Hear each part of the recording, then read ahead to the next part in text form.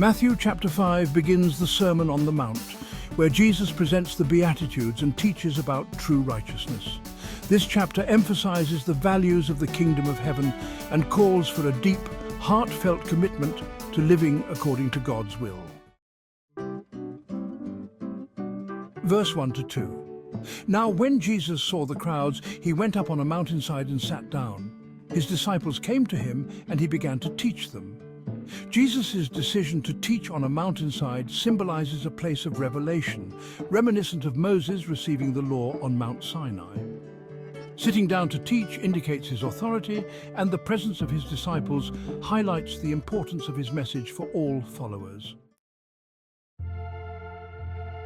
Verse 3. Blessed are the poor in spirit, for theirs is the kingdom of heaven. Poor in spirit refers to those who recognize their spiritual need and dependence on God. This humility is the foundation for receiving the kingdom of heaven, emphasizing that true blessedness comes from acknowledging our need for God's grace. Verse 4. Blessed are those who mourn, for they will be comforted. This beatitude speaks to those who grieve over sin and suffering in the world. God's promise of comfort assures that those who mourn will find solace and hope in his presence, pointing to the ultimate restoration in God's kingdom. Blessed are the meek, for they will inherit the earth. Meekness involves gentle humility and self-control, not weakness. This beatitude promises that the meek who submit to God's will inherit the earth, reflecting the reversal of worldly values in God's kingdom. Blessed are those who hunger and thirst for righteousness, for they will be filled. Those who earnestly seek righteousness, living in accordance with God's will and pursuing justice, will be spiritually satisfied. This beatitude underscores the importance of a deep longing for God's ways, promising fulfillment for those who pursue it.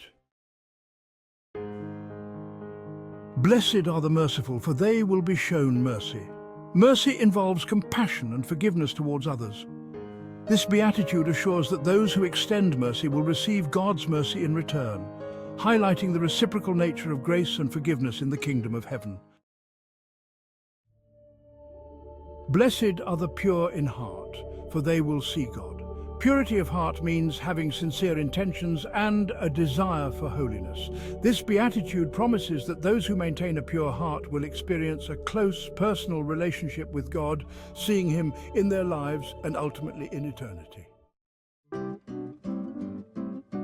Blessed are the peacemakers, for they will be called children of God. Peacemakers actively seek to reconcile and bring harmony. This beatitude affirms that those who promote peace reflect God's character and will be recognized as His children, emphasizing the divine value of peace and reconciliation. Blessed are those who are persecuted because of righteousness, for theirs is the kingdom of heaven. This beatitude acknowledges the suffering that comes from living righteously in a world opposed to God's values. The promise of the kingdom of heaven assures that those who endure persecution for righteousness will be rewarded in God's eternal kingdom. Blessed are you when people insult you, persecute you, and falsely say all kinds of evil against you because of me. Rejoice and be glad, because great is your reward in heaven, for in the same way they persecuted the prophets who were before you. Jesus extends the previous beatitude, addressing personal persecution for following him. Despite the hardships, believers are encouraged to rejoice, knowing their reward in heaven is great. This perspective aligns them with the prophets who faced similar trials for their faithfulness. You are the salt of the earth, but if the salt loses its saltiness, how can it be made salty again? It is no longer good for anything except to be thrown out and trampled underfoot. Salt preserves and adds flavor, symbolizing the positive influence of believers in the world. If believers lose their distinctiveness and commitment to God's values, they become ineffective, underscoring the need to maintain their spiritual integrity.